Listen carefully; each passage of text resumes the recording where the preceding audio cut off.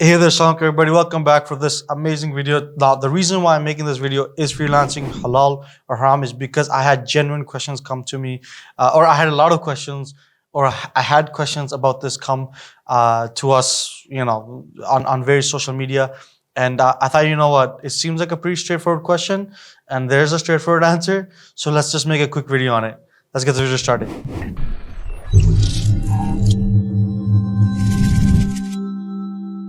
Okay, so what is freelancing? Freelancing is pretty much you working on contract roles for various type of skill sets. So you're selling your skill set on contract to benefit whoever the business is or whoever the client is.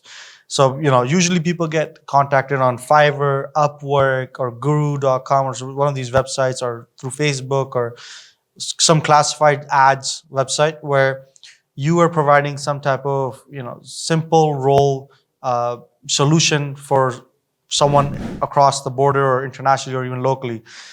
So for example, you get a virtual assistant that's somewhere in India, Vietnam, Philippines, Pakistan, Russia, wherever it is. You give them online work, basic work, like, hey, I need you to check my emails, I need you to attend a few meetings for me, or I need you to write up a few blogs for me, or manage my social media, blah blah blah blah, and I'll pay you X dollars per month. You agree? Yes, let's get this thing going. And there's a contract in place and you go through with it. Now, seems pretty straightforward, right?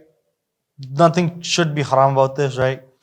But let's just kind of go over some basic things that I think a lot of people need to understand when it comes to freelancing, and also generally in work life, all that stuff that you should be following and be implementing on to make sure your income is permissible.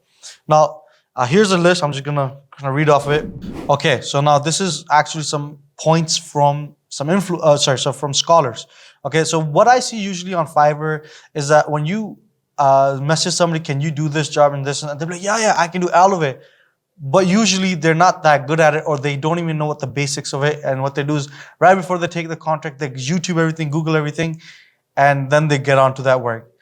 The reality is you're lying to get a sale. It's similar as if somebody comes to you and asks you how much is this apple, and you lie about the price, or you inflate the price, or some things like that, where you're trying to take benefit, trying to take advantage of someone through immoral methods, or through lying, and so that's not allowed.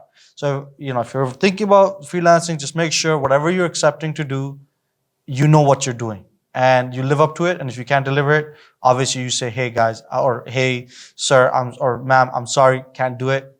I can't go through with this contract, or I can't go through with this transaction. So bye-bye. Don't think just because you can learn it on YouTube or Google, you say yes to it, right? That's first. When you give a price, don't try to add costs in there after. If you know that this is my price for this thing, don't start it and then add things onto it after.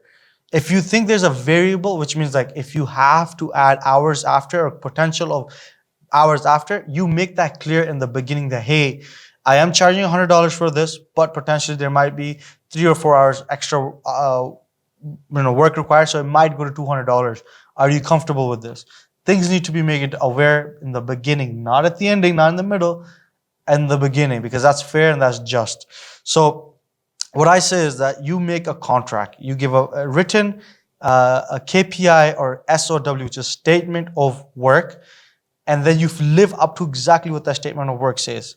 So do that. Don't cheat, as I said. Don't do any work that could be linked to haram, right? There'll be organizations or companies that will contact you for promoting or helping a business which is directly linked with entertainment, music, alcohol, drugs, or whatever. Just say no, right? That income that you're going to be making is not permissible income. Just because you're going through tough times, I understand that sometimes it's easier to say yes when you're going through tough times, but just say no, because that's going to bring you more benefit in the long run, to your stomach, to your family, to everyone around you. Now, just quickly summarize: it's permissible as long as the work that you're doing is permissible and the way that you're doing the work is permissible. So be honest, be fair, be just. This goes with everything in life. If you're from one of these countries, where so sellers or the vendors sometimes try to fidget some things out of whatever you're buying. For example, if you're buying an apple, 1 kilo of apples, they make it show like you're getting 1.1 kilos of apples, but then they actually are only giving you 0.9 kilos of apple. So be honest. I know that's part of like the generic of society and the vibe of the culture within that country, but be honest, because that's more important. Hope you guys liked the video. Take care, and let me know what you think in the comments. Take care. Salam alaikum. Subscribe, like, share, hit that bell icon for notifications. Follow me on TikTok and Instagram for more content. I'll be uploading more stuff in all of these social media websites. Thanks. Take care.